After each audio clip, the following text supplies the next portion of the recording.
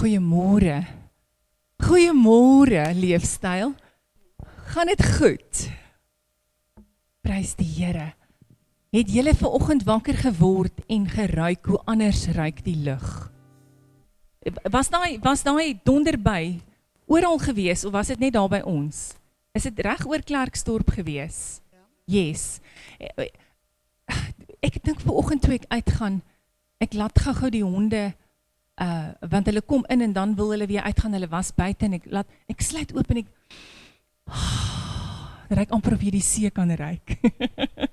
En is vars, en die hitte is gebreek, en die tuin is nat. Dit maak vir my so bly as die Here een hemelse kraan oopmaak en die hele tuin nat maak. En dit kos jou nie 'n sent nie.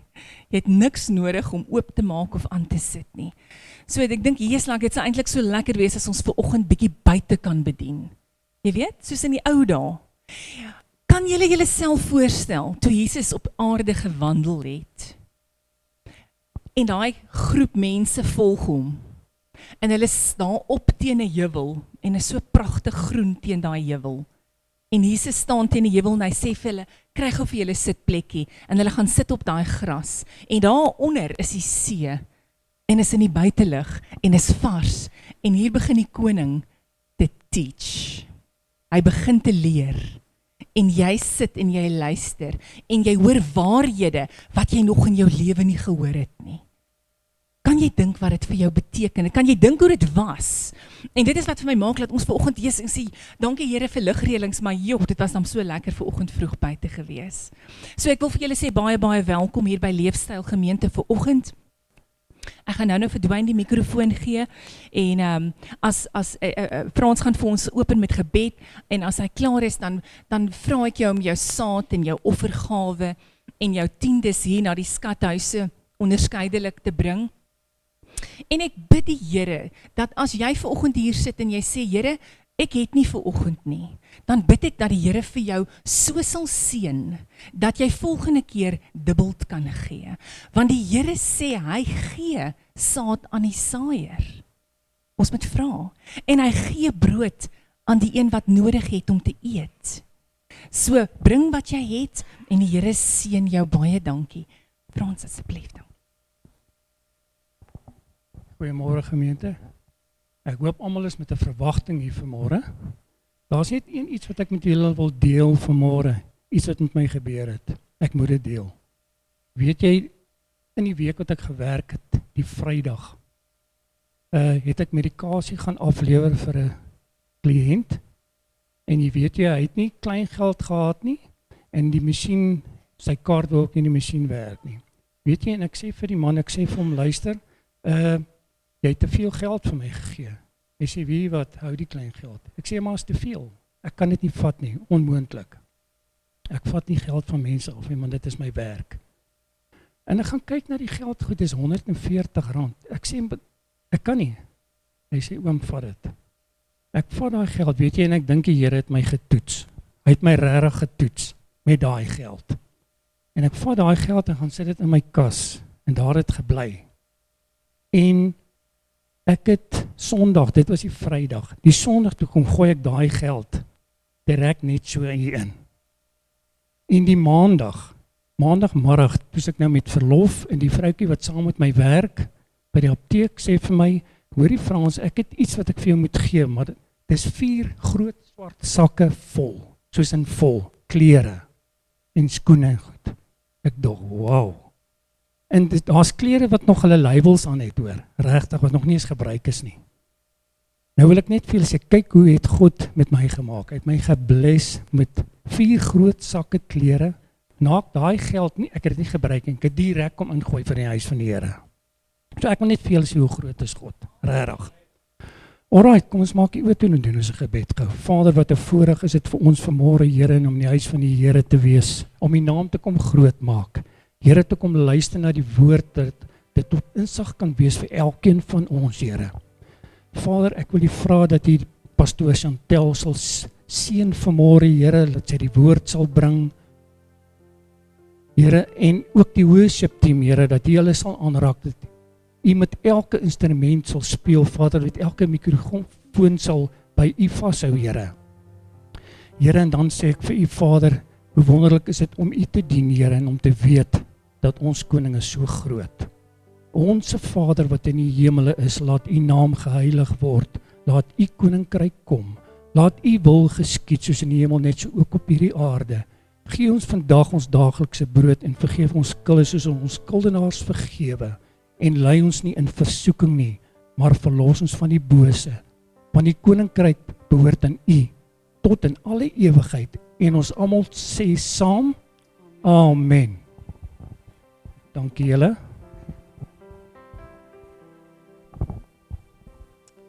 Goeiemôre. Ek gaan ons musiekspanetjie nou 'n bietjie uittoets vanoggend. Toe ek in die bidkamer instap, vra die Here vir my, hoekom is jy hier? Ons het so gewoond om in die bidkamer in te stap en ons moet bid. Gaan so, toe ons in die bidkamer instap, toe voel ek niks nie. Weet jy of julle dit ervaar nie, as jy in 'n gebou instap, dis net 'n gebou. En ons stap vanoggend in die kerk in, en is net 'n gebou. Iets moet gebeur, voordat God afkom. And in English it says, He inhabits the praises of His people. God is alomteenwoordig, Hy is heeltyd saam met my. Maar Hy woon, daar waar my lofprysing en aanbidding is. En vanoggend wil ek hierdie diens anders afskop. Ek wil hê ons moet net vir 'n oomblik die teenwoordigheid van God verwelkom. Want as Hy nie opdaag nie, kan ons net sowel gou op en afspring, 'n liedjie sing en huis toe gaan. Because without Him, there is no meaning. There is no purpose. En dit is vir my so sad. Ek het nou die dag, wel nee, nie nou die dag, lang terug vir Delaney gesê. Delaney sal vir my sê, jy is lief vir my. Sal ek vir sê, as ek dit nie voel nie, beteken dit vir my niks nie. Sien, ons kan heeltyd rondloop en sê, God, ek is lief vir U. Here, ek is lief vir U. Maar ons maak nie tyd vir sy teenwoordigheid nie. Sien, ek kan vir Shani sê, Shani, ek is lief vir jou. Maar gaan nie lief wees vir jou soos wat ek vir haar is nie. Maar daar's teenwoordigheid, daar's tyd saam, daar's moeite, daar's emosie, daar's 'n connection. Sien, en ek dink die fout wat die kerk vandag maak, is, ons is nie meer met God in 'n emosionele connection nie. Ons is nie meer met God in 'n verhouding nie. Ons is net met God besig, as Hy vir ons iets kan doen. Sien, ons kom kerk toe en ons gaan luister na 'n boodskap, wat ek vas oortuig is, kom direk van die hart van die Here af. Maar daai gaan nie God doen nie. Die enigste ding wat God uit 'n diens uit kry, is ons lofprysing en aanbidding. Hy het die boodskap gegee. Hy het die woord gegee, ons moet dit net bring. En dis vir ons, om ons te groei en ons te leer. Al wat God uit hierdie diens uit gaan kry, is hoe ons hom gaan lofprys en aanbid. So voor ons begin, ek het 'n liedjie nou uitgekies en ons gaan hom sing. Ek wil hê voor ons tiendes en offergawe en enige iets bring, wil ons net saam staan en hierdie liedjie sing. Want hierdie liedjie sê, you are worthy of it all. All the praise, all the honor, all the glory, all the majesty. You are worthy of it all. Kom ons sing saam. You are worthy of it all.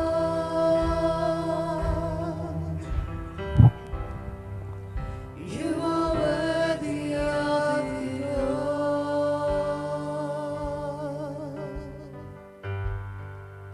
For from you are all things, and to you are all things. You deserve the glory.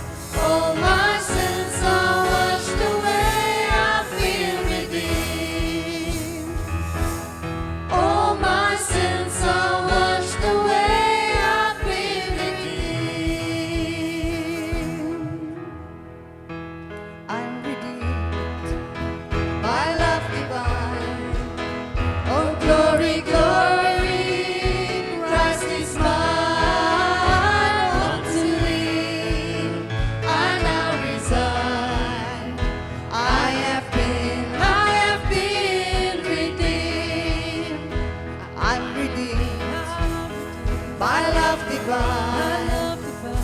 Glory, glory, Christ is mine. Hope to live, I now resign. I have been redeemed.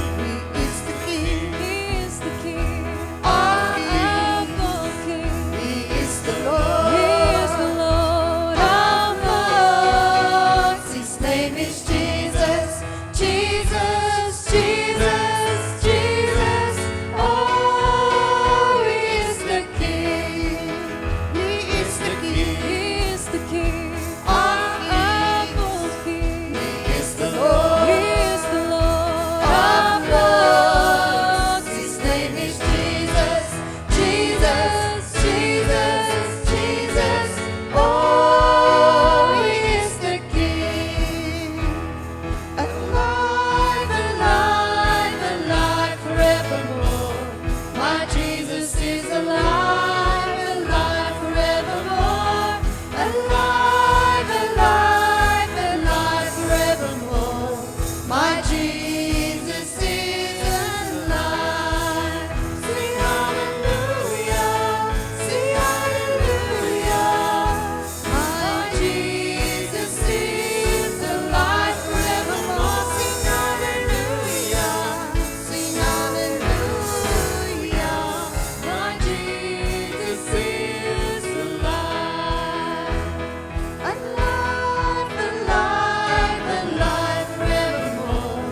My Jesus is alive, alive forevermore. Alive, alive, alive forevermore. My Jesus is alive. Sing hallelujah, sing hallelujah. My Jesus is alive forevermore. Sing hallelujah, sing hallelujah. My Jesus is alive.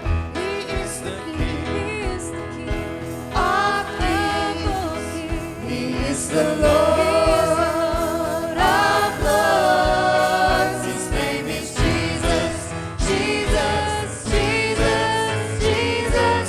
Oh, He's the King.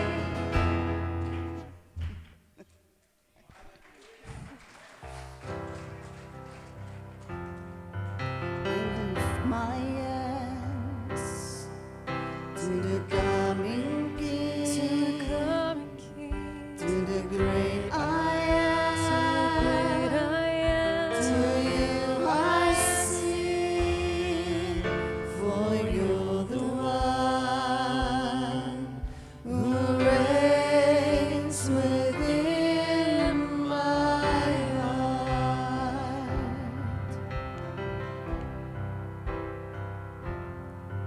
I lift my hands to the coming King, To the coming King. to the great I am. To the great I To am.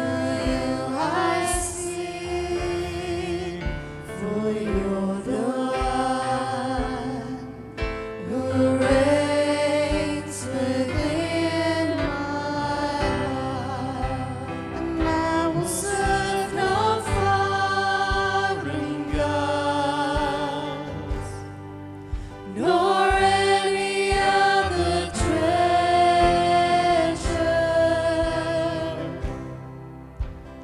For you are my heart's desire, the Spirit without measure. Unto your name I will bring my sacrifice. I lift my hands. I lift my hands to the coming King, To the coming King. to the great I am. To the great I To am. you I sing, for you're the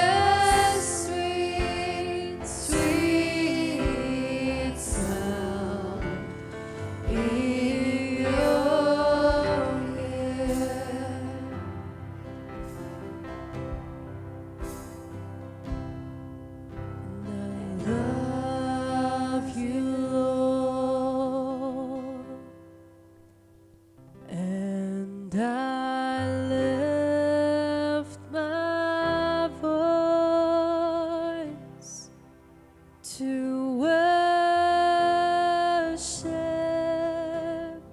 you, oh my soul. Rejoice, take joy, my King, in what you hear. Let it be a sweet, sweet sound in your ear.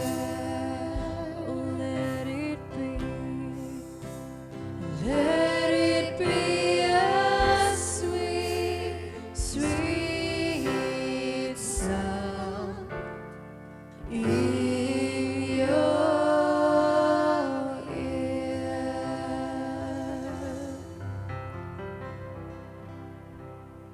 We place you on the highest place for you.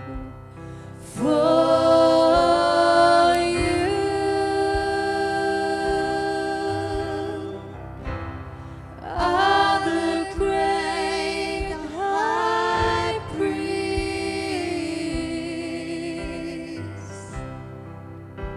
and we place you high above all else.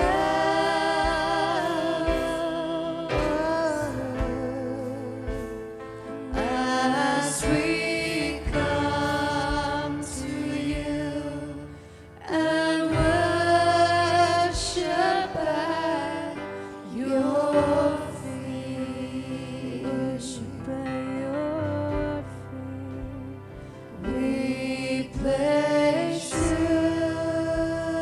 We place you on the highest place for you.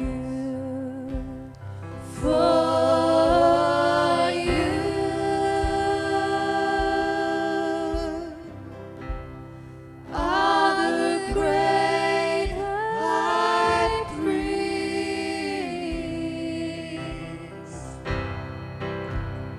We place you high above all else.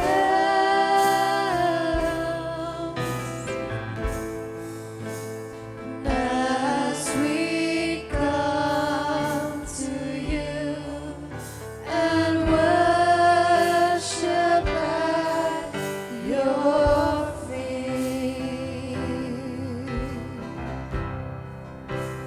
we place you high above all else.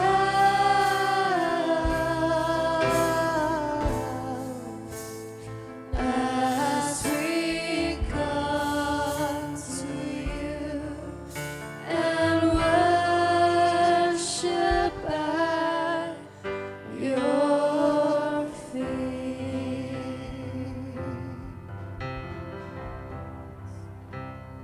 we place you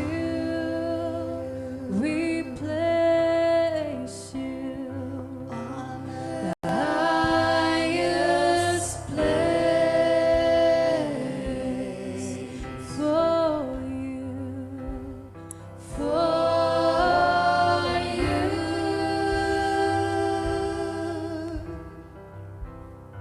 Are the great high priest.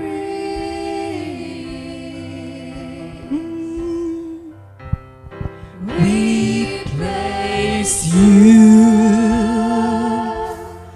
high above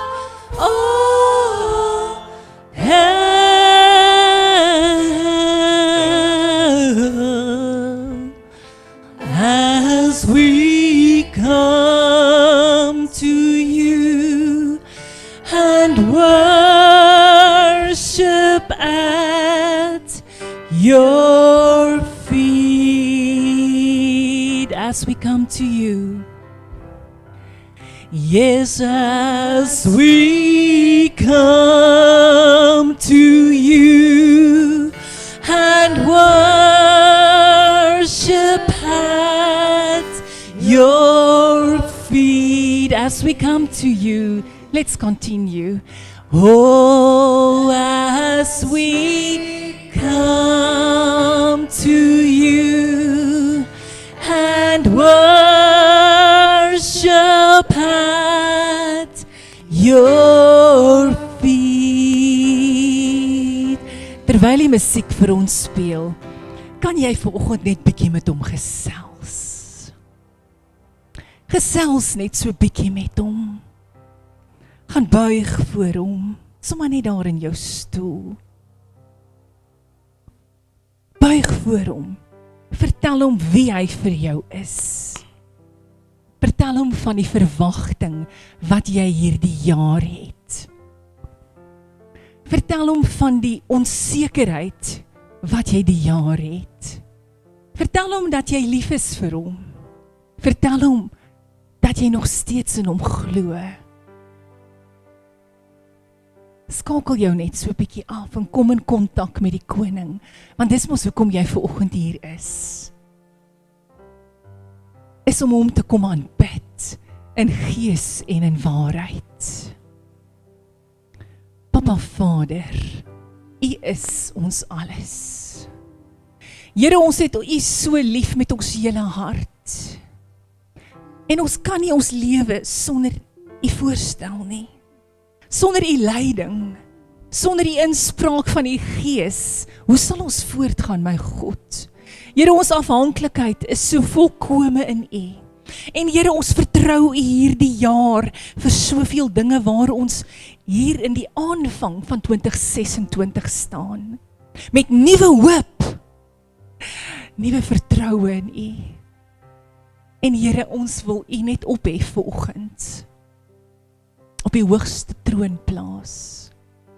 En ons wil buig voor U en sê, Here, ons is onwaardig, maar dankie vir die bloed wat ons waardig maak. En ons haal ons krone af, Vader, en ons sit dit voor U troon neer. En soos die ouderlinge gaan lê ons voor U troon. En ons sê, Koning, U is heilig. En soos die serafs roep wat elke keer om U troon gaan en elke keer sê, heilig, heilig is die Here. Kom ons vanoggend en ons sê, heilig is U. Here, U raak nooit oud vir ons nie. Here, U woord bly vars. Ons verhouding bly vars in U, omdat dit 'n hartsverhouding is. Dit strek soveel dieper as net ons vlees. Here, dit is langtermyn. Vader, ons is in hierdie verhouding vir goed of sleg. In die dae wat ons die kruin van die golf ry en in die dae wat ons in die dieptes is, ons is in hierdie verhouding om te bly. Want U is ons koning. U is ons Vader. En ons is U kinders deur dik en dun. So ontvang vanoggend ons lof. Ontvang ons eer, ontvang ons aanbidding en dankie Heilige Gees dat U hier is en dat U met harte kom praat en dat U salwing hier is en dat U salwing op my rus. Word verheerlik in Jesus naam. Amen en amen. Jy kan jou sitplek neem, baie dankie. En jouself gemaklik maak, want jy is in die huis van jou Vader. Dis jou pa se huis hierdie. Julle kan julle Bybels vir my oopmaak en gereed kry. Ons gaan 2 teksverse lees, maar voor ek met my boodskap begin, ek gaan net vir julle gou-gou sê, julle kan vir ons lees, of julle Bybels oopmaak in Timoteus, 2 Timoteus. En ook in Hebreërs 4. Voor ek begin, wil ek gou vir Pieter vorentoe roep. Pieter het 'n hartsgetuienis wat hy met ons wil kom deel En ek wil hom die geleentheid gee. Ek wil hê jy moet luister na dit wat die Here op sy hart gelê het.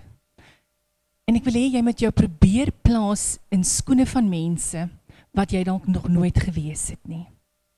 Mag dit jou seën. Dankie Pieter. Goeiemôre almal, baie dankie. Pastoor Chantel, baie dankie vir die geleentheid. Ek gaan klaar vir julle sê, ek gaan daar kommissioneel raak, want as ek hier hoor praat, ek raak al klaar eintlik emosioneel as ek al hoor praat. Ek was 15 jaar oud, Desember maand, daai jaar, was in die jaar 1999. Ek begin 'n gevoel verloor in my hande, heeltemal van balans afgegaan, ek kon skaars loop. My ouers is toe met my vinnig hospitaal toe, by die hospitaal aangekom. Ek is geneem vir 'n scan en als, en op die scan kom hulle toe agter ek het 'n breingewas. Die dokters het gesê, hulle gaan probeer opereer, kyk of hulle my kan red. Maar hulle kan niks beloof nie, hulle gaan oopmaak en as hulle kan help, gaan hulle my help.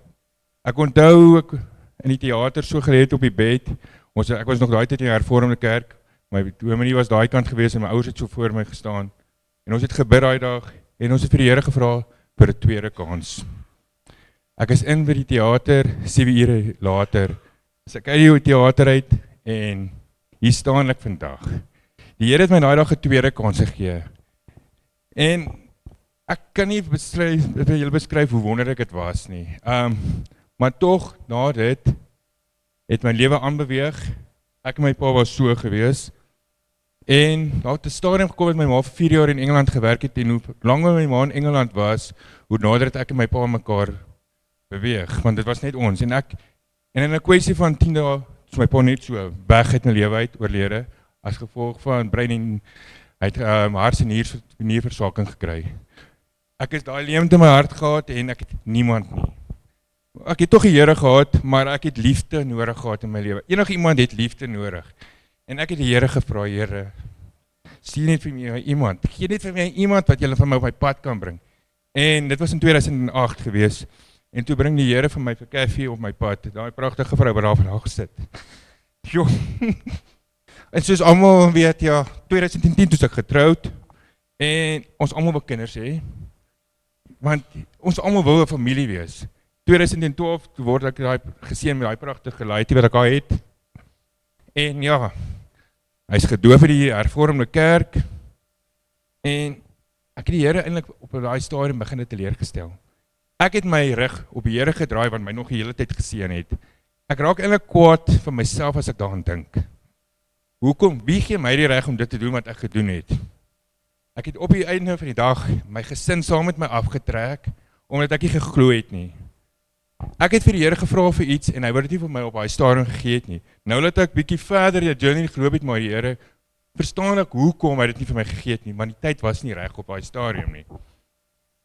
En na ek my rug op die Here gedraai het, het hy my nog steeds geseën. Hy het my in 2014, toe seën hy vir my en vir Kathy, met die pragtigste meisiekind. Ons het haar Maya genoem. Voor ek en my vrou en my kind ons ook kon uitvee, toes 9 jaar van ons lewe verby. Maya het 9 geword. Dit is al 11 jaar dat ek op die Here my rug gedraai het en nie geglo het nie. Ja, dis ek daai. Maar Maya is in Februarie 2024 toe raak sy siek. Sy het begin in haar oë het een skouskeel getrek en het geërgde hoofpyne begin kry. Ons is toe met haar hospitaal toe. Ons het gesê, ek het daar vir die Here gevra en hom verskoning gevra. Want dit is my kind, help my kind. Hulle het toetse genoem en hulle het agtergekom sy het te veel vocht op haar brein. Hulle het toe vir haar sand in haar brein gesit, wat met 'n pypie wat al die vocht dreineer in haar maag in. Ja, die Here het daai dag my gebed verhoor, hy het my meisiekind gehelp.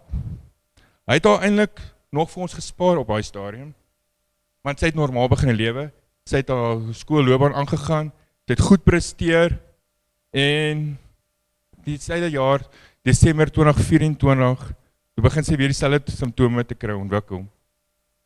Ons is toe met haar in ons hospitaal toe die 2 Desember 2024. Ja, en dit was die laaste keer wat my meisiekind die buitekant van 'n huis gesien het, ons huis gesien het, en dit is die laaste keer wat sy ook na die hospitaal was, sy het nooit weer uit die hospitaal uitgekom nie. Ons het deur daai Desember maand 'n journey geloop, ons het gebid, ons het gehoop vir enigiets, help ons kind. Ja, die 27ste Desember, toe roep die dokters ons in, hulle sê vir ons, ja, hulle kan niks vir ons kind doen nie.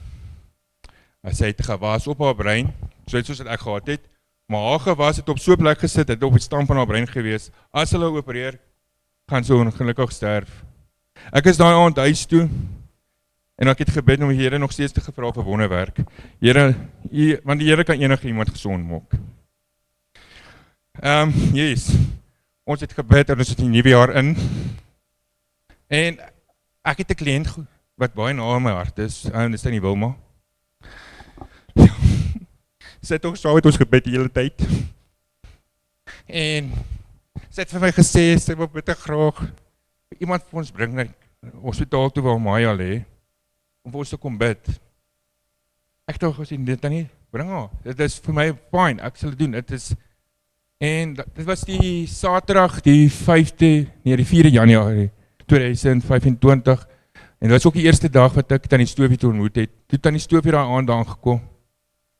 Ek onthou hoe Maya so gelê het, en Tannie Stoofie het vir haar so 'n rooi doek oor die bed gegooi en vir haar gebid. Na sy vir haar gebid het, het ek met Tannie Stoofie gepraat. Ek het nooit vir Maya gedoop nie, tot daai tyd nie. En ek was so bekommerd, en Tannie Stoofie het vir my mooi vertel hoe alles werk, en sy het vir my gesê, in leefstyl kan hulle haar inseën, en sy het daai volgende dag vir my 'n plan gemaak, en sy het vir Pastoor Paul aangebring, die Sondag, dit was die 5de Januarie. Pastoor Paul het daar inkom seën.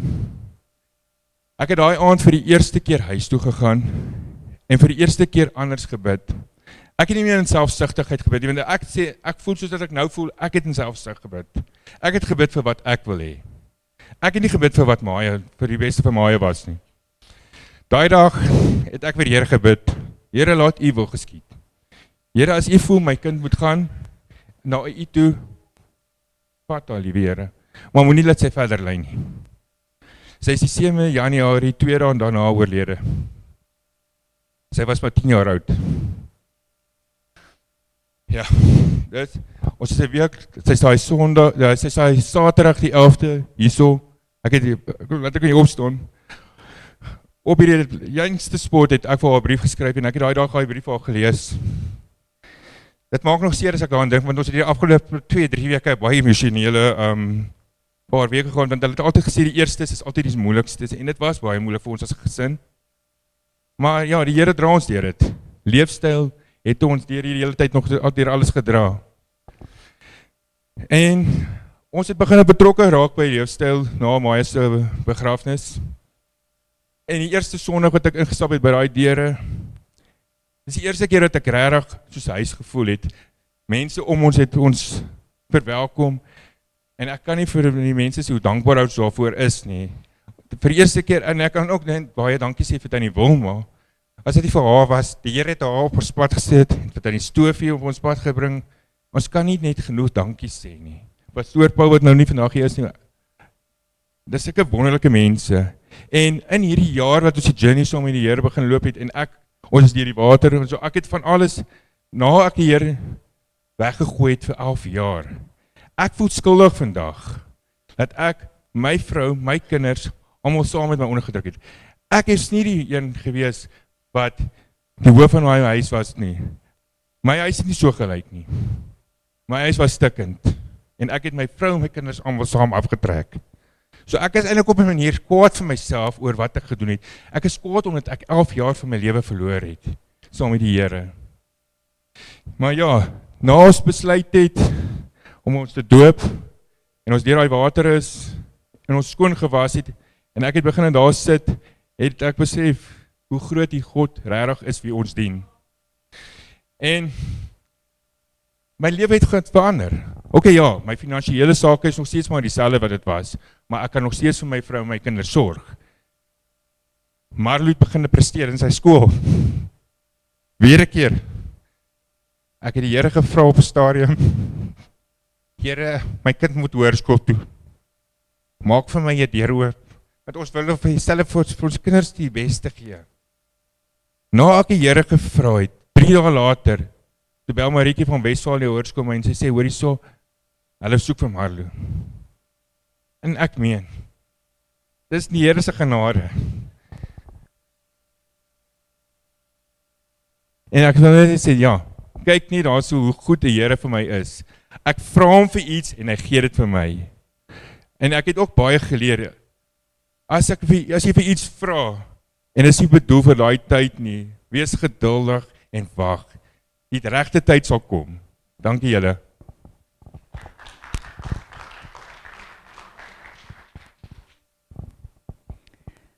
Baie dankie Pieter, Cathy, julle is in ons harte in. Julle gesin. Mens kom nie oor so iets in 'n jaar of selfs 2 of 3 nie. Om die waarheid te sê, as jy nie deur so iets is nie, kan jy nie saam praat nie. Jy kan jouself probeer indink, maar daar is geen manier hoe jy jouself kan indink hoe dit vir 'n ouer hart voel om 'n kind te moet begrawe nie. Van al die trauma wat 'n mens kan beleef in jou lewe, is dit word gereken as die grootste trauma, is om 'n kind te begrawe. Want jy sien, dit moet eintlik andersom wees. Ons is ouer, ons moet eers te gaan. En om voor die graf van 'n kind te staan, is die moeilikste ding. Want jy sien, daardie bloetjies is mos jou hart. En hulle maak jou soms so kwaad, maar hulle bly jou hart. En soms stel hulle jou teleur, maar hulle bly jou hart. Want daai gesegde wat sê dat as jy kinders kry, dan klim jou hart uit en hulle loop daar buite rond, is die waarheid. En 'n ouer hart vergewe, soos wat niemand anders vergewe nie. 'n Ouer hart gee weer kansse, soos wat niemand anders kansse kan gee nie. En dit is wat so ongelooflik is van die Abba Vader wat ons aanbid. Hy gee weer kansse. Kyk hoe hy vir jou weer 'n kans gegee, sodat jy kan inkom. En ek wil vir jou vra om nie met verwyte te sit oor die jare wat vermors is nie. Dit was 'n pad wat jy moes stap. Jy moes deur wat jy moes deur om weer koning, priester en profeet in jou huis te kon word, om jou huis te kon lei, want as jy nie deur die vuur gesuiwer en gereinig is nie, dan sou jy nie gewees het wie jy vandag is nie. So, ek weet ons dink, wasted years, Here, waar kon ek gewees het, wat kon ek nie al vir u gedoen het nie, en ja, baie keer het ons in ongehoorsaamheid geloop, maar dit alles het jou gevorm, en alles is op die einde van die dag tot eer en verheerliking van die Here. Baie dankie Pieter, dit het my geseën vanoggend. Maak laat 'n ou net weer met soveel dankbaarheid na jou verhouding met die Here kyk. Goed, my tema vanoggend, die woord is jou bouplan. Die woord van God, jou Bybel. En wat so kosbaar is dat dit nie iets is wat ver is nie, dit is binne jou bereik. Jou eie Bybel is jou bouplan. So uniek, net vir jou geskep. So kom ons loer gou-gou. 2 Timoteus 3 vers 16. Onthou, ons praat oor die woord is jou bouplan. Hy sê daar in vers 16, die hele skrif is deur God ingegee of geïnspireer en is nuttig tot lering en weerlegging, tot teregwysing, tot onderwysing in die geregtigheid. Hoekom? Sodat die mens van God volkome kan wees, vir elke goeie werk volkome toegerus. Dan blaai jy vir my net so klein bietjie aan na Hebreërs 4 toe. Hebreërs 4 vanaf vers 12.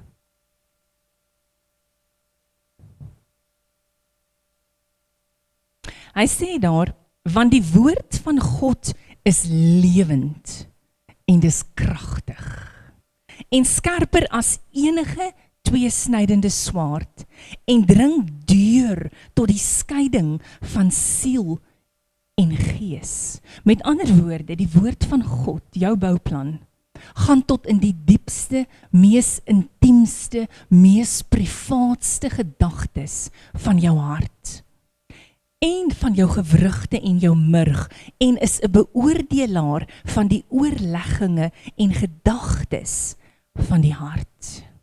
En ek wil hom vir jou tog in die Nuwe Lewende Vertaling lees. Hy sê daar die woord van God is vol lewenskrag en energie. Dis skerper as die ontleed mes van 'n chirurg. Dit sny diep tot binne in ons innerlike wese, tot in ons gewrigte en murg. Dit vlek ons diepste motiewe en oorwegings oop. Daai teksverse gee vir jou weer die bewys en die herinnering dat jou lewe, jou huis, jou lewenshuis op geen beter bouplan gebaseer kan wees as die woord van God nie. Hoe lyk hierdie huisie vir julle? Het julle gesien, hy lyk bietjie anders hierdie week as die vorige 2-3 weke. Hy begin nou bietjie regtig vorm te kry, nê? Hy begin kleur te kry. So ons vorder hierdie jaar. So nou wil ek gou vir julle vra. Kan julle onthou wat is ons jaartema hier by Leefstyl vir 2026? Niemand? Wat is ons jaartema? Dit het iets met 'n gebou te doen, het iets met 'n huis te doen. Ek hoor nie? Gebou deur die guys, girls, gebou deur die Gees. Onthou julle? Yes, julle het net bietjie vergeet. Gebou deur die Gees, geanker in die woord. Dit is 'n proklamasie wat ons elke keer maak. Gebou deur die Gees van God. As jy nie deur hom gebou is nie, kan jy nie geanker wees in die woord nie. Dis die Gees wat die sement is, wat jou vasanker in die woord. Dit is nie net, ek is gebou deur die Gees en geanker in die woord nie. Dit is, ek is gebou deur die Gees van 'n lewende God, Heilige Gees. Ek is geanker in die woord, die hoogste gesagsbron wat daar is. En elke keer wanneer jy dit sê, proklameer jy jou Satan, lewensomstandighede, uitdagings. Ek is gebou deur die Gees en ek is geanker in die woord van God. Met ander woorde, ek staan op die rots en die Bybel sê daardie rots was Christus. So as die wind kom, dan gaan dit om jou huis, gaan dalk 'n effek hê. Dalk gaan daar 'n muur omwaai om jou huis. Dalk gaan daar 'n boom ontwortel word deur lewensomstandighede. Jou vensters gaan dalk begin ratel. Maar jou huis gaan onwrikbaar staan, want hy staan op die rots van die eeue. Nou, Pastoor Paul het alreeds van die begin van die jaar af, en hy rus bietjie vandag, en ons gun dit vir hom, dit was sy verjaarsdag naweek ook gewees, maar hy het van die begin van die jaar af gepraat oor die fondasie. Onthou julle, toe ons oor die fondasie gepraat het, en hy het gepraat oor die struktuur, en die versterking van die struktuur, en vandag praat ons oor die bouplan, wat die woord van God is. Hoekom praat ons oor hierdie goed in die begin van hierdie seisoen? Sodat jy van die begin van 2026 af kan weet wie jy is. Koningskind. Nie hier jy nie. Nie 'n ding wat die kat ingesleep het nie. Nie 'n behoeftige nie. Koningskind, wie jy is en wie sin jy is. Met ander woorde, aan wie jy behoort, vasgemessel in Christus in, onwrikbaar deel van hom.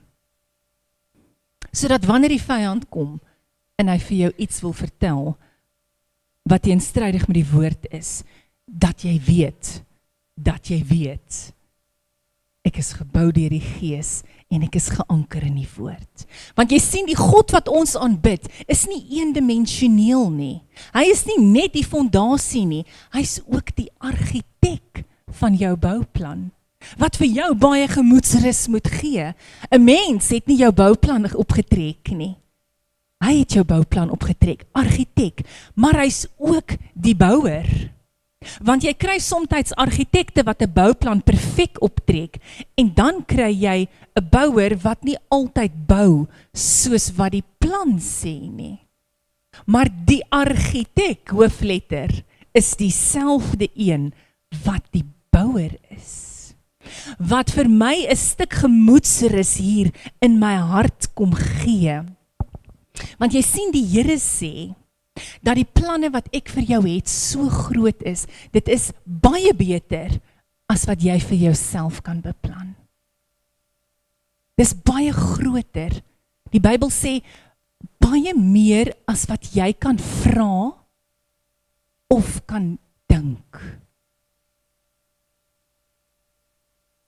Julle moes opgewonde geraak het oor daai. Met ander woorde, jy bid, Here, ek bid vir silwer. En die Here sê, ek het eintlik goud in gedagte gehad. Here, maar ek het nie gedink ek is goud waardig nie. Okay, Here, gee my goud. Die Here sê, eintlik het ek diamante in gedagte gehad. So, okay, Here, wat het ek as 'n mens, wat weet ek? As U wil diamante gee, hoekom sal ek settle vir goud, of 'n hout, of vir enigiets anders? Psh, kom en gee vir my soos wat U wil. Ver bo wat jy kan bid, of dink, of vra. Okay, hulle glo my nog nie, Melanie. Ek sien nie opgewondenheid nie. Dwayne, Amplified, jy gaan hierdie een waardeer. Efesiërs 3 vers 20 in die Amplified sê, Now to him who is able to do super abundantly. Weet jy wat is daai? Dit is oormaat, dit is oorvloed, op oorvloed. Super abundantly, far over and above all that we dare ask or think, infinitely, met ander woorde, daar's nie einde nie, infinitely beyond our highest prayers, desires, thoughts, hopes and dreams. Kan ons 'n lofprysing vir 'n God gee, wat vir jou sê, meer as wat jy dink? Jy het nou tot hier gekom en jy het gedink, ja Here, okay, dit is waar ek is. En ek het gedink, ek het nou bereik wat ek moes bereik het. En nou idle ek net verder hierdie jaar, ek luier net so voort. Ag Here, ek onderhou maar net my huis. Die Here sê, maar jy verstaan nie, hier gaan 'n vleuel aangebou word. Moenie settle net vir hierdie huisie nie. Hier word 'n vleuel aangebou. En dalk is my plan om nog die dak af te gooi en nog 'n verdieping hier op te bou. Want wat jy nie weet nie, toe ek vir jou die plan vir die fondasie gegee het ek daai plan klaar so uitgelê dat jy 'n dubbel verdieping kan bou. Jy sien, want God kyk dinge vooruit wat heeltemal anders is. So maar nou voor ek aangaan met my boodskap, wil ek jou gou herinner. Ek wil jou herinner aan die oeroue plan, want jy sien, God is die planmaker. Hy is die fixer. Daar was nou 'n ruk terug gelede, onthou julle 'n reeks op die TV gewees, The Fixer, eintlik so 'n halwe smerige reeks gewees. Daai mense het deur bedrog en deur korrupsie en deur skelmstreke dinge gefix. Maar die God wat ons aanbid sê, nie deur krag nie, nie deur geweld nie, maar deur my gees. En my gesag is van so 'n aard, dat as jy in my is en ek is in jou, spreek ek dit, en dit gebeur. En hy is hierdie groot planmaker. Nou wil ek jou herinner aan hierdie massiewe groot oeroue plan, wat nog nooit na al hierdie millenniums verander het nie. En ek het nodig om jou te herinner, want jy ken hierdie plan, maar soms, as die sorge van die lewe dreig om jou in te sluk, dan is ons geneig om soms van hierdie plan van God te vergeet. En die meesterplan van God is, dat hy, wanneer die volëinding van tyd gaan plaasvind, dat hy alles, sê die Bybel, in Efesiërs kom Paulus, en hy sê dit vir ons, hy verenig alles op aarde, en alles in die hemel, word onder een hoof, Jesus Christus, verenig. So ons gaan by hom wees. En dan sê hy, maar weet jy wat, dit is nie al nie. Ek maak jou persoonlik, maak ek 'n mede-erfgenaam van Christus. So ek skryf jou in my testament in. En nou vra jy, Here, maar hoe weet ek dit? Hy sê, ek gaan vir jou 'n bewys gee. En hy sê alles daar in Efesiërs. Hy sê, ek gaan vir jou 'n seël gee van die Heilige Gees. Die Heilige Gees kom en hy verseël jou met die belofte en die gawe van my Gees. Dit is jou bewys, die feit dat die Gees van God inwoning in jou maak en ek intimiteit met jou kan hê en jy met my kan hê. Maar dit alles wat ek nou vir julle gesê het, dit alles is nog steeds die oorkoepelende plan van God vir die mensdom. Maar nou, het julle vergeet dat God 'n God van verhouding is? So hy sê, ek kyk na die mensdom in geheel, maar dan kyk ek na die individue wat die mensdom opmaak. En ek is 'n verhoudingsgod en daarom wil ek dit persoonlik maak. So alhoewel ek 'n plan het om teen die volëinding al hierdie dinge te doen vir almal, wil ek inkom na Melanie toe en na Frans toe en na elkeen van julle toe, na Wynand en Jeanette en Dante en Pieter en Cathy, en ek het vir julle elkeen 'n persoonlike, unieke plan, omdat ek 'n verhoudingsgod is. En jou huis hoef nie net op te gaan en jy moet aanploeter nie. Die Here sê, jy is vir my so uniek en kosbaar, dat ek gaan sit het en ek het 'n huisplan, 'n lewenshuisplan, spesiaal net vir jou ontwerp. En die groot argitek begin teken. En hy maak seker dat sy afmetings en alles 100% en perfek is. Hy fokus op jou persoonlik, hy zoom as te ware in vir jou, want hy sê mos in Jeremia 29:11, wat? Jeremia 29:11, waar is my Bybelstudente? Julle ken daai teks, julle quoteer hom, want ek weet, dat is hy, want ek weet die planne wat ek vir jou het. Die planne wat ek vir jou koester, planne van voorspoed en nie teëspoed nie, om vir jou 'n hoopvolle toekoms te gee. Want die Here se doel is dat ons eintlik saam met hom in hemelse plekke moet sit. En daarom kom hy en hy openbaar jou bouplan, stap vir stap, stukkie vir stukkie. Hy wys jou nie alles nie, want jy gaan dalk oorweldig word. As jy jou hele bouplan moet sien, verskoning, as jy die mentaliteit het van 'n enkel verdieping, maar God het vir jou eintlik 'n dubbelverdieping in stoor, en hy wys vir jou van die begin af 'n dubbelverdieping, dan gaan jy sê, Here, ek het nie die talent vir dit wat U vir my wil gee nie. Ek het nie die finansies om dit te doen nie. Here, ek kom nie uit die regte huis uit nie, ons is gewone mense. Hierdie ding wat U vir my gee is te groot. Vader, ek het geen idee om te doen wat ek het nie die vermoë nie. En nou sê die Here, ek stap met jou 'n pad, soos wat hy met jou gestap het, om jou te vorm, verskoning. En as jy op daai plek is, dat ek vir jou hierdie stukkie geopenbaar het, dan kom ek en ek openbaar vir jou, dat daar aanbouings nog gaan wees. Maar ek het die plan klaar so ontwerp, dat dit jou nie gaan, dit gaan jou nie uitsit nie. Dit gaan nie vir jou moeilik wees nie, jy gaan net voort kan gaan en kan vloei. So dit waarmee hy jou vertrou, is dit wat hy openbaar. Maar die Here gee waarskuwing saam met daai plan. Hy sê vir jou, dis baie belangrik, dat jy gehoorsaam moet wees aan my plan. Want jy sien, die God wat ons aanbid, is groot op gehoorsaamheid. Dis baie belangrik, dat jy sal bou, presies soos wat ek vir jou wys. Die Here kom en hy gee die plan, onthou hy is meesterplanmaker, né? Hy gee die bouplan van die ark vir Noag. Onthou julle dit? En hy sê vir Noag, maak seker dat jy presies bou op die afmetings, die vlakke, alles wat ek vir jou gegee het. Moenie afwyk nie. Hy gee vir Moses die plan van die tabernakel in die woestyn.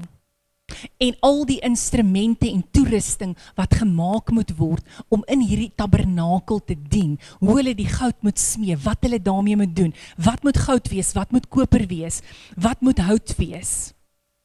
En hy sê, wees versigtig en sê vir die manne wat saam met jou, die vakmanne wat saam met jou die ontwerp gaan doen, dat hulle presies moet maak soos wat ek moet maak. Jy sien, jy kan nie met God onderhandel nie. Want hy is soewerein.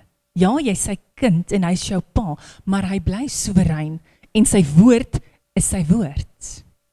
Hy praat met Dawid, hy sê ek wil hê jy moet vir my, ek is klaar met die tabernakel, ek wil nou 'n tempel hê, want my volk het 'n land. Ek gaan vir jou die planne van die tempel gee. Maar wanneer jy dit oorgee aan Salomo om te bou, maak presies seker dat alles eksakt tot op die letter en die syfertjie is volgens die plan wat ek vir jou gegee het. Ons God is groot op gehoorsaamheid, want hy sê wat hy meen en hy meen wat jy sê. En nou kom die Here en hy doen dit alles wat ek julle nou van vertel het. Die oorkoepelende plan, jou persoonlike plan, en hy doen dit alles uit liefde wat nie sin maak nie. Uit genade wat so groot is dat dit amper onlogies is. Want hoe gaan sterf jy vir mense wat nog nie joune is nie? Jy het hom nog nie aangeneem nie, maar hy het in jou plek gaan sterf. Wie doen so iets? Liefde wat onverstaanbaar vir ons is. Genade wat so groot is. En die Here sê, jy is vir my so kosbaar, dat ek hierdie geskenk vir jou gee. Sonder geld. Jy kan hom bekostig. En sonder dat jy daarvoor hoef te werk. Ek gee dit vir jou, as 'n geskenk uit my Vaderhart uit genade uit. Hy sê, en ek kom en ek skep jou huis. Ek bou jou, ek formeer jou, sodat ek 'n plek het om in te woon. En wanneer jy na my toe kom, met ander woorde, wanneer ons tot redding kom, en tot wedergeboorte kom, dan kom die Here, en hy restoreer hierdie wêreldse huise van ons. Hy maak dit reg.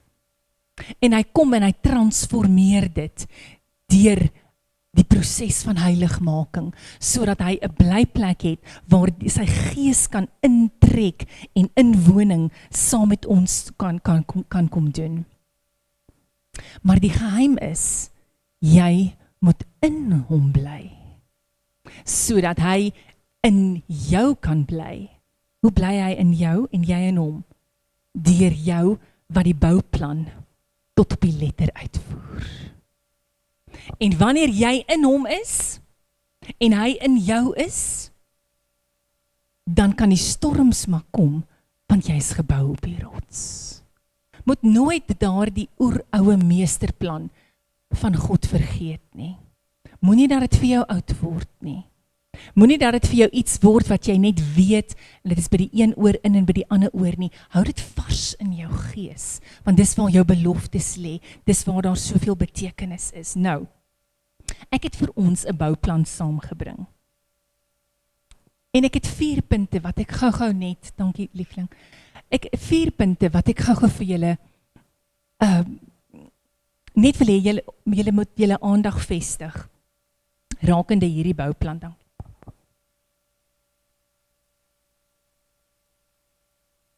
Die eerste punt is dat God absoluut weet hoe die bloudruk van jou oorspronklike plan lyk. Hy weet presies wat aangaan, want hy was die argitek gewees, en hy het hom geteken, en hy weet watter fases jy gaan bou, hy weet wat eerste gaan wees, hy weet alles, want hy is die argitek, hy lê die fondasie, hy is die bouer. Maar die Here wys nie vir ons die hele die bouplan nie. Here wys vir ons in fases in. En nou sien ons net daardie deeltjie. En die profetiese woord wat uitgegaan het, maak nie sin nie. En dit wat in die Bybel staan, al daai beloftes wat die Bybel sê is joune, maak nie sin met die stukkie huis wat jy sien nie. Maar dis al wat God openbaar, want jy sien jy bou in fases. En daardie fases volg kronologies op mekaar. En as jy fase 1 klaar gebou het, dan sê die Here, ek kan jou vertrou met fase 2, want jy was gehoorsaam en jy het presies gebou volgens wat hier is. So ek kan jou nou vertrou met die volgende fase. En so vorder ons, want jy sien, as die Here ons kan vertrou met die bietjie, dan stel hy ons aan oor die baie. En nou sê die Here, dis so belangrik dat jy my instruksies presies moet volg. Moenie afwyk nie. Moenie jou eie plan maak nie. As ek vir jou gesê het, die fondasie moet so diep wees, dan beteken dit moet so diep wees. Moenie vir my kom sê, Here, ek het 'n enkel verdieping huis, waarom moet ek 'n dubbel verdieping fondasie gaan grawe? Dis ekstra tyd, dis moeite, dit haal my uit my gemaksone uit. God sê, man, jy het nie julle plan gesien nie. Jy het nie die bloudruk gesien nie. Ek is nie klaar met jou nie. En weet julle wat is vir my ongelooflik? Dat die kleur van jou hare, of dit nog 'n swart of 'n bruin of 'n blonde kop is, en of jy hier sit met 'n grys kop, die Here gee niks om van jou ouderdom nie. Sy plan is sy plan, en as jy in hom is, en hy is in jou, moenie laat ouderdom jou afsit nie. Solank soos wat jy aktief is in die Here, en hy beweeg deur jou, gaan die beloftes wat in die Bybel is, en jou bouplan voltrek word. Dit gaan gebou word. Die vraag is, wil jy saam met God wees? So jou fondasie moet so diep wees. En die Here kom en sê, luister, ek wil hê, die plan sê, klinkersteen moet jy mee bou. Moenie nou 'n goedkoop rooi gebarste steen gaan haal nie. Ek het gesê klinkersteen. Here, maar dis duur. Here sê, ek sal vir jou voorsien. Here sê, ek wil nie jy met houtrame gebruik nie. Ek wil hê jy moet staal of aluminium gebruik. Wat sê God op jou bouplan? Hoekom staal of aluminium, Here? Hoekom nie hout nie? Ek hou meer van hout. God weet hoekom hy sê wat hy sê. Hy sê vir jou in daai plan presies wat die vermengingsverhouding van jou sand versus jou sement moet wees. Want hy weet hoe jou struktuur moet lyk. Hy kom en hy sê vir jou, op jou dak wil ek gee vir jou dalk 'n keuse. Op jou dak kan jy of sink sit of jy kan teel sit. Maar Here, ek weet van 'n goedkoop plek waar ek dekgras kan kry. En 'n ou wat hier op die straat sit en hy kan my dak vir my kom opsit vir next to nothing. Ek gaan so baie geld spaar. En die Here sê, jy luister nie as ek met jou praat nie. Op die ouende gaan die onderhoud op daardie dekgras baie meer wees en dit moet behandel word.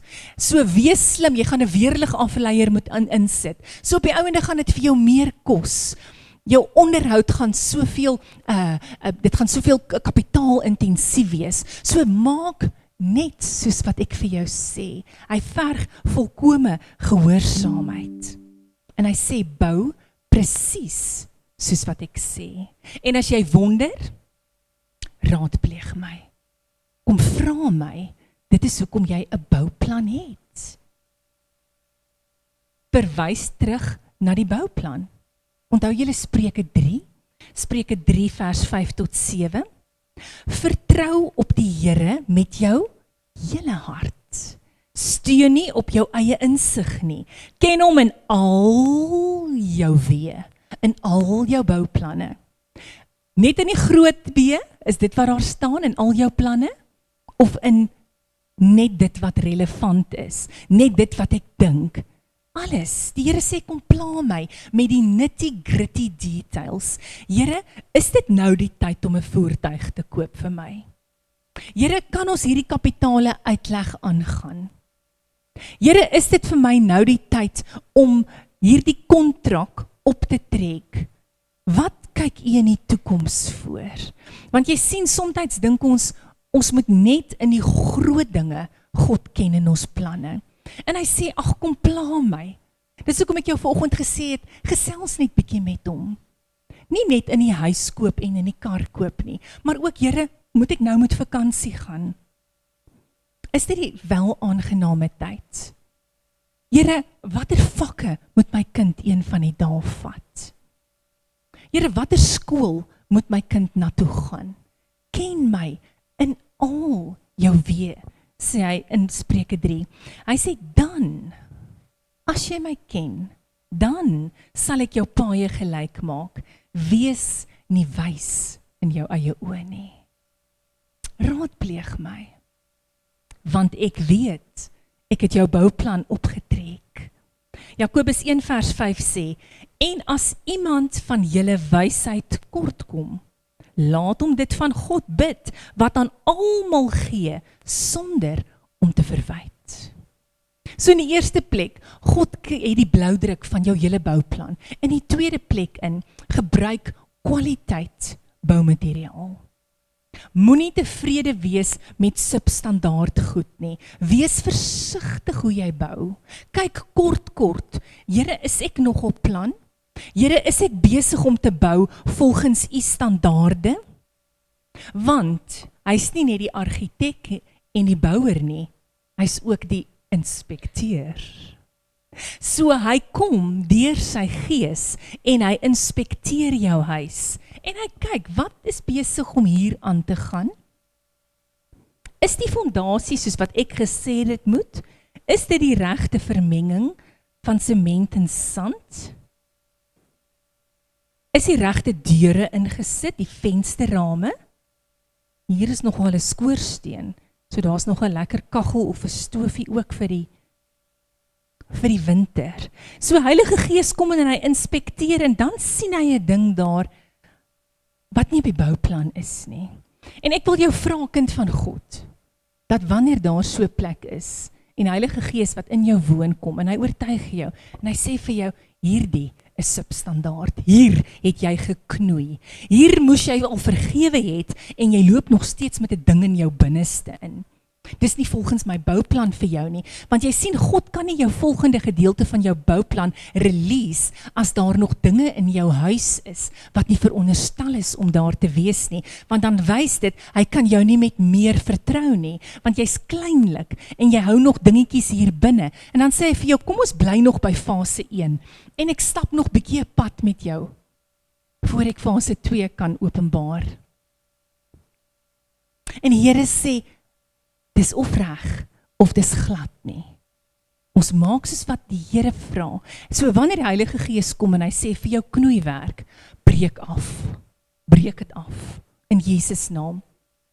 Ek weet dit gaan vir jou moeite wees, maar breek af. Weet, laat daai ding nie by 'n koningskind pas nie. Breek dit af en bou dit liewer oor, want die inspekteur gaan oor en oor terugkom, want iewers gaan ons voor 'n troon gaan staan. En dit wat ons toegepluister het, en toegemessel het, gaan aan lig kom. Iewers gaan ons moet rekenskap gee. Ons bly op 'n stadium in Flamida, en daar is 'n man in die straat wat 'n grensmuur, sy erf was oop voor gewees, en hy het te veel lastigheid gekry van mense wat kom klop het, en hy bou vir 'n pragtige suursteen 'n grensmuur. So nou, as mense nou daar verbyry, jy weet nou, kyk jy, hoe vorder hulle nou elke dag, want het is so lekker om te sien as hy muur so hoog is, en as jy weer al kom, is dit so hoog, en hy manne beweeg. Maar nou die ouens was nou van daai manne gewees, wat, hulle het so bietjie gebou, dan vat hulle so lang middagete, dan gaan lê hulle so langbeen daar, julle ken daai manne, wat so onder die skadubome lê, of hulle sit die graaf so neer, in die grond, so op 'n skuinste. Dan gaan sit hulle so op hy graaf. Het jy al sulke manne gesien wat so werk? Jesus, dit voel 'n ou kan hulle met 'n sweep bykom. Nou daar was sulke manne wat nou daar gebou het. Onthou jy daai? En een middag kom Johan van die werk af en hy kom met so 'n lekker kry by die huis in. Hy sê vir my, Jesus, jy moet sien wat ek nou gesien het. en hy noem die man se naam. Hy sê, hy kom by die huis, hy sê, maar die muur staan so op 'n skynste. Hy's nie gebou soos hy moet wees, volgens die bouplan van die argitek nie. Hy sê, met daai groot boerboots, met steel toe caps, skop hy daai muur, wat se sement nog sag is tussen die stene, skop hy daai mure, omdat jy net bakstene sien trek, en hy sê vir hulle, bou julle gemors oor. Dit is nie wat julle vir my gaan gee nie. Jy sien, somtyds is dit vir ons nodig, dat voor die Heilige Gees kom, en vir ons aanmaan of vir teregwys, dat jy in jouself, en jy weet dit, jy weet wanneer jy droog gemaak het, dat jy in jouself staan en sê, Here, dit wat ek vandag gesê het, dit wat ek gedink het, dit wat ek gedoen het, is nie volgens die bouplan nie.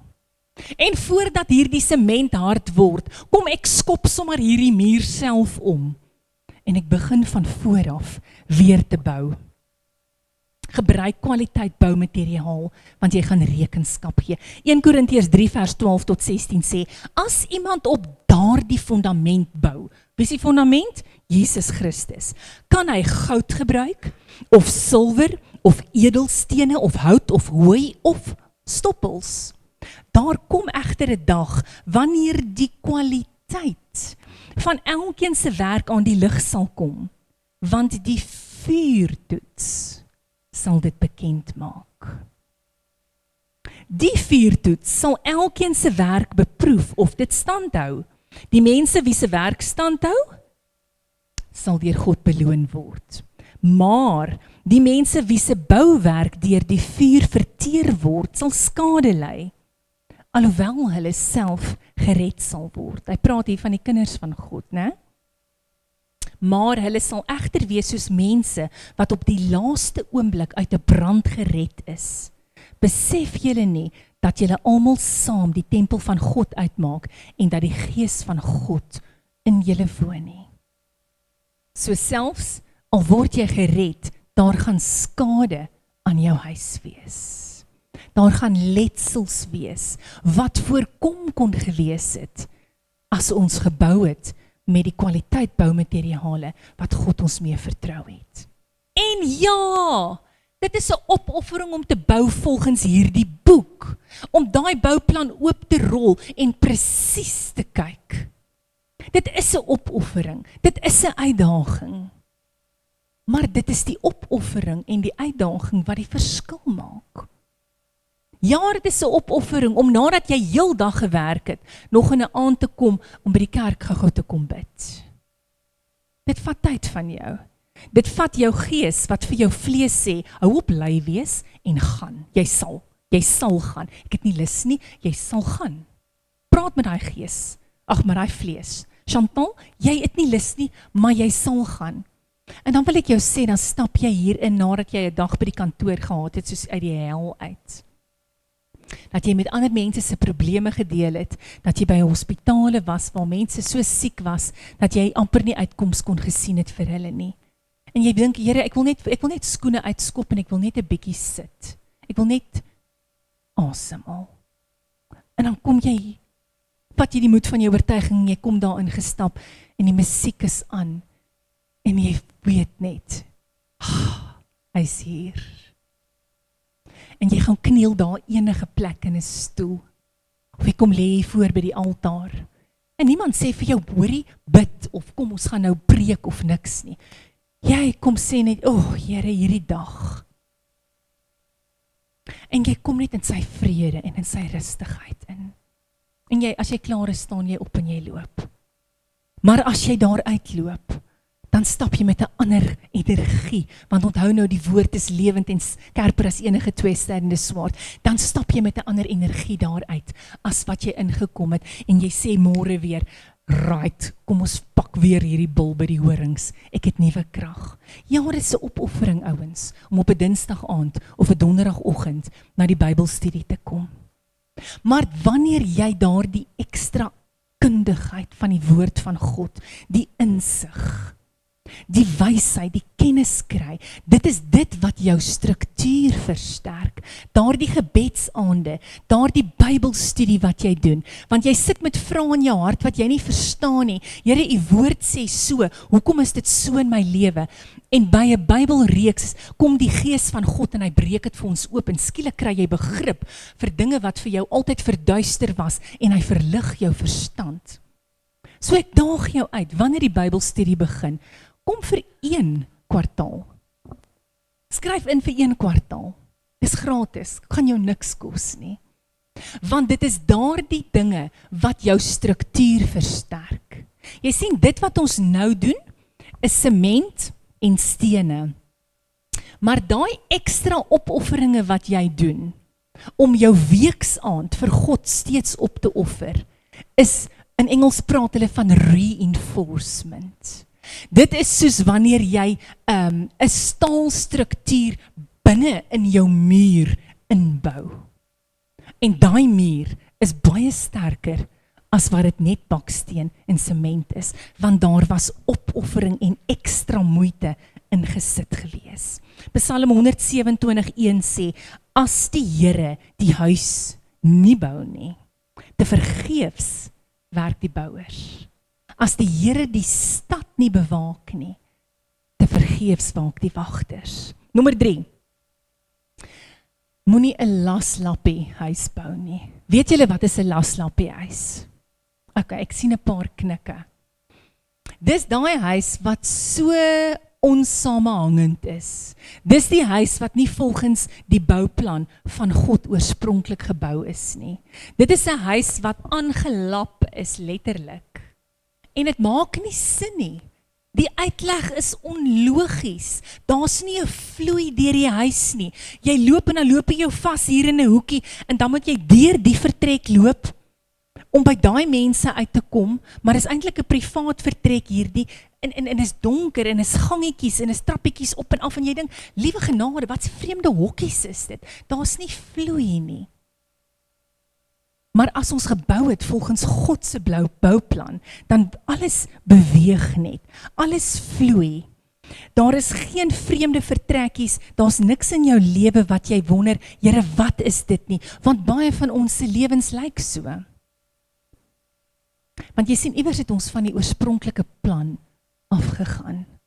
En dit het ons duur te staan gekom. Dit jou tyd gevat, dit jou geld gevat, dit het jou energie gevat. En daar was vermorste tyd gewees, wat jy al dalk besig kon gewees het met 'n ander fase, omdat ons in 'n sin van ongehoorsaamheid geloop het, omdat ons God nie in al ons weë geken het nie. In die 4de plek, moenie jou bouplan met iemand anders in vergelyk nie. Jou bouplan is joune. Kyk gou vir iemand wat langs jy sit. Kan jy sien dat daai persoon nie soos jy lyk nie? Hou jou hand langs die persoon wat langs jou sit se hande. Hou gou julle hande so op teen mekaar. Kan jy sien daar 'n verskil is? Die manlike hand versus die vroulike hand. Die eelte vir die manne wat nog met hande werk. Weet daar's ouens wat agter rekenaar sit, julle hande so bietjie sagter, maar die eelte, die grofheid van die man se hand, die spier wat anders in sy hand is, omdat hy die krag het om te kan vat, om te kan vir jou te kan beskerm teen ander, om vir jou te kan voorsien. Die Here het sy hande anders gemaak. En jou hand wat sag is, om te ondersteun, om te streel, om te liefkoes, om leiding te gee, agter hom, onder hom. Nou net soos wat ons gesigte en ons hande verskil, ons is nie replikas van mekaar nie, ons is uniek. En so het God gekom en hy het jou elkeen jou unieke bouplan gegee. Want onthou nou, hy's 'n God van verhouding en hy maak dit persoonlik. En nou sit jy met jou eie unieke bouplan. En die Here sê, jy kan nie jou bouplan met die volgende vergelyk nie. En moenie jaloers wees op syne nie, want julle weet nie wat hy moes deurgaan om daardie huis te kry tot waar hy is nie. Jy sien, baie keer kyk ons na mense en ons sien, Here, dis 'n geloofsreus. Here, ek wens ek kon bid soos daai persoon. Here, ek wens ek kon sing soos daai persoon. Daar's soveel passie in daai persoon se verhouding met U. Here, dalk het hulle meer materieel as wat jy het. Dalk is hulle huwelik beter as joune. Dalk is hulle kinders meer gehoorsaam of meer suksesvol as joune. En jy kyk na daai huis en jy dink, Here, ek begeer dit. En die Here sê, jou huis is joune. Jy weet nie wat daai persoon al deur was om te kry wat hy op sy het nie. Jy weet nie wat daai persoon dalk nog moet deurmaak in die toekoms om te behou wat hulle het nie. So sê dankie Here vir jou huis. Jou huis word gebou op jou vermoë.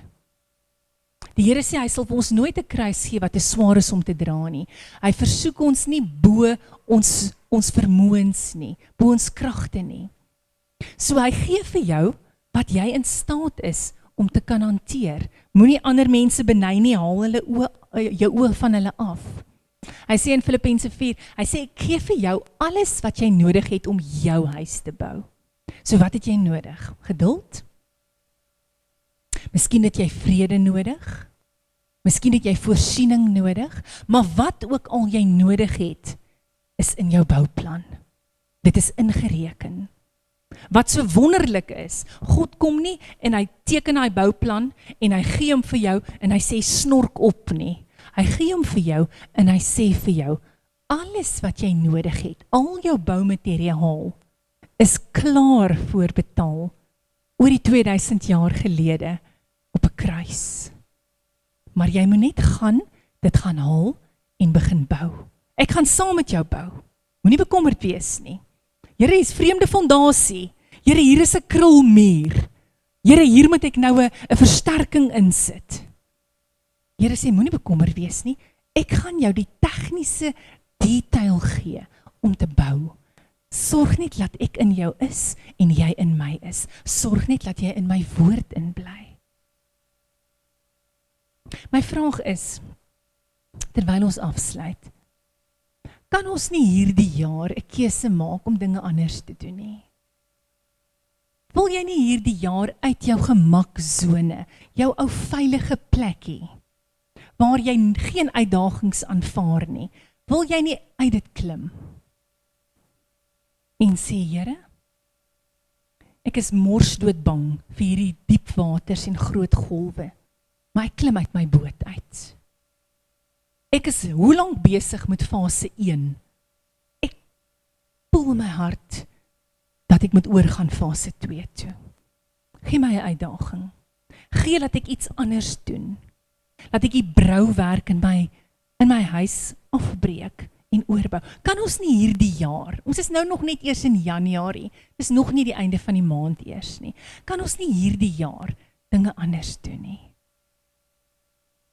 Kan ek jou nie motiveer en inspireer om jouself uit te daag en te sê, self, jy het nou lank genoeg op jou laure gerus. Daar is meer in die Here in.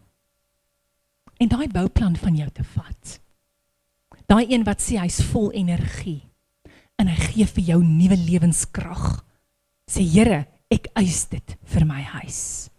Hierdie onvrede, hierdie doodsheid, hierdie tradisie in my huis wat nie van U is nie. Here, die afwesigheid van U guns en voorspoed in my huis tot hier toe nie verder nie. U woord sê dat U seën op my is. Waarom is U guns nie op my huis nie? Wat het ek hier iewers gebou en toegepluister? Iewers in 'n vertrek ingedruk, in 'n kas, my lewenskas. Wat is daar wat ek moet bietjie spring cleaning moet gaan maak? Miskien moet ons bietjie spring cleaning hier in Januarie maak. En nie nog wag vir die lente in September maand nie. Terwyl jy vars en nuut is, terwyl jy nog kans sien vir hierdie jaar. Miskien moet ons hierdie jaar, nie miskien nie, ons moet opstaan en sê, Here, ons huis moet vorder. Want in die begin was dit 'n kaal houthuisie gewees. Maar hy's besig om te vorder. En dit alles tot die eer van die koning. Kom ons staan op ons voete asseblief. Ek wil vir jou 'n gebed doen. En terwyl ek bid, wil ek vir jou vra om net so vir 'n kort rukkie met die Here te connect. Te sê, Here, kom stel ondersoek in. Maak toe jou oë, moenie vir my kyk nie. Kom in kontak met die koning. Ondersoek jou hart. Ondersoek jou geestelike huis. Sê, Here, wat is daar? Ons is u kinders, maar daar is dinge in ons huise, in ons lewens, wat nie van u moet wees nie. En Here, dis dalk 'n klein afwykingkie, maar daar is 'n kraak wat toegepluister is. Waarom is daar 'n kraak in my huis? Want as u woord heilig en soewerein en skerper as enige tweesnydende swaard is en u die hoogste gesag is, waarom is daar krake in my huis? Gaan ondersoek gou, kyk gou. Gaan deur jou vertrekke vinnig. Gaan deur jou lewe, jou verhouding met jou vrou, jou verhouding met jou man, met jou kinders, jou verhouding met jou werksmense, jou verhouding met jou onderwysers, met jou akademie, met jou sport, jou verhouding met God. Gaan gou so deur jou huis. Hoe lyk jou verhouding met jou finansies? Hoe lyk jou verhouding met die baie skuld wat ons toelaat in ons lewe? Opgehoopte skuld wat rente op rente maak. Dat ons later net rente afbetaal en ons het niks om van te lewe nie en die vyand steel al ons blydskap. En nog hou ons aan om te koop goed wat ons nie regtig nodig het nie. En ons het nie geld om vir God na sy huis te bring wat syne is nie. Ondersoek gou 'n bietjie jou hart. Papa Vader, ons kom vanoggend net voor u en ons lê ons bouplanne voor u oop. En ons vlek ons huise oop. En ons sê, Gees van God, kom ondersoek. Here, daar is dinge wat nie moet wees nie. Vader, ons kom vanoggend met ons geestelike boerboots en ons steel toe caps en ons skop daai mure om. En ons gaan oorbou. En ja, Here, dit gaan ekstra tyd vat en ekstra effort, maar ons sit die effort in. Ons maak die opoffering dat ons huis presies is volgens u woord, want ons wil so graag aanbeweeg na die volgende fase, want u het nie net 'n enkel verdieping nie, u het nog 'n stoorkamer wat gevul is met u seëninge in gedagte vir ons. U het nog 'n swembad in gedagte vir ons. U het nog 'n speelkamer en 'n braaikamer in gedagte vir ons. Here, u wil u seëninge laat reën op ons, maar u kan ons nie vertrou as ons nie gehoorsaam is nie. So dankie Here dat ons vanoggend net so kaal, so naak in die gees voor u staan, oop en bloot. En net sê, Here, kom praat met ons en help ons, dat ons sal aflê wat nie van u is nie, sodat ons rein voor u kan staan. In die naam van Jesus. In die naam van Jesus. Dankie Here. Amen en amen. Amen.